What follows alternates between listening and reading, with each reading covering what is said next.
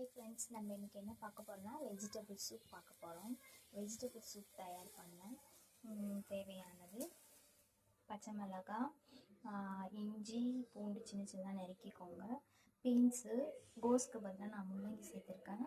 என்கிட்ட இதாக இருக்குது, நீங்கள் வேணால் கோஸ் சேர்த்துக்கோங்க. அவரைக்காய், கேரட்டு, இது வெங்காயத்தாள். இது நம்ம வீட்டில் நான் வச்ச செடி வந்தது. ஃபோன் பேசல, வீடியோ எடுத்துகிட்டு இருக்கேன். இதில் பட்டருக்கு பதிலாக நான் ஆயில் போடுறேன். நீங்கள் பட்டர் வேணால் போட்டுக்கோங்க. ஃபஸ்ட்டு எண்ணெய் போட்டுட்டு கொஞ்சம் சூடானதுக்கப்புறம் சூடானதுக்கப்புறம் வேணாமா, வீடியோ வேணாமா, அதோ வரேன். இப்போ தெரியுதா நான் ஏன் வீடியோ அப்லோட் பண்ணுறதுலேருந்து. இதில் வெங்காயம், பூண்டு போட்டு நல்லா வதக்கிக்கோங்க. ஏன்டா ஏன் வீடியோ வேண்டாம்? ஸ்டவ் கம்மியாக வச்சுக்கோங்க. கொஞ்சம் நல்லா வதங்கிட்டு கேரட். என்னம்மா, என்னடா, என்னது? ஏய் வா, சூப்பர். கீழே போட்டிங்களா? பரவாயில்ல, வேற எடுத்துக்கோங்க. நம்ம எல்லா காய்கறியும் போட்டு வதக்கிக்கலாம்.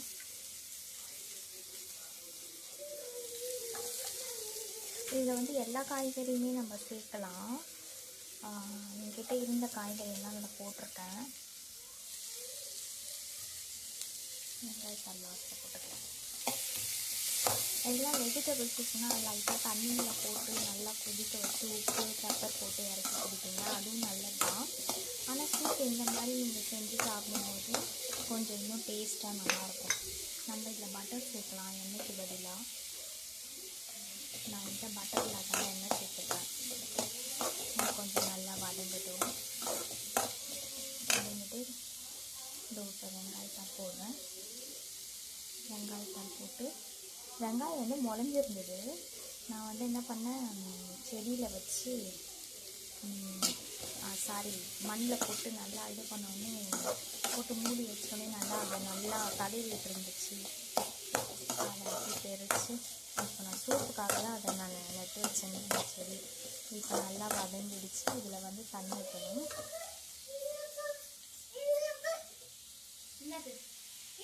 அது பேர் என்னது அது பேர்? இப்போ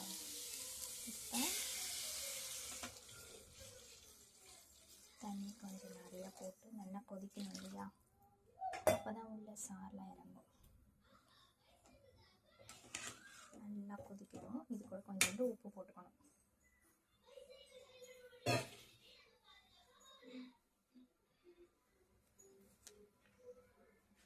ஒரு கையில் வச்சுட்டு நான்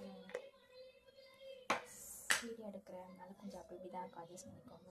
சால்ட், பெப்பர் இப்போ போடாதீங்க. சூப் ரெடி ஆனதுக்கப்புறம் பெப்பர் போட்டுக்கலாம்.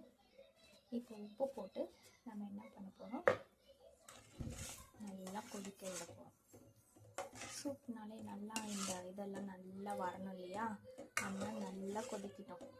அதுக்கு முன்னாடி இன்னும் நான் சொல்லிக்கிறேன், இதுக்கு மெயினாக நம்ம கடையில் சாப்பிடும்போது இந்த குழப்பு தன்மை வரும் இல்லையா? அதுக்கு என்ன பண்ணணும் அப்படின்னா, நான் இதில் கார்ன்ஃப்ளவர் மாவு இருக்கு இல்லையா, அதை கரைச்சி வச்சுருக்கேன் தண்ணியில் போட்டு.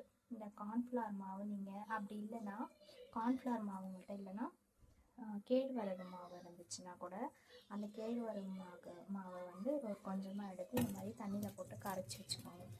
அந்த குழப்பு தண்ணியும் வரும், அந்த டேஸ்ட்டும் வரும். இந்த மாதிரி நல்லா இது பண்ணிக்கோங்க. இப்போ இது நல்லா கொதிக்கிட்டோம். நம்ம மூடி போட்டு மூடி வச்சிடலாம்.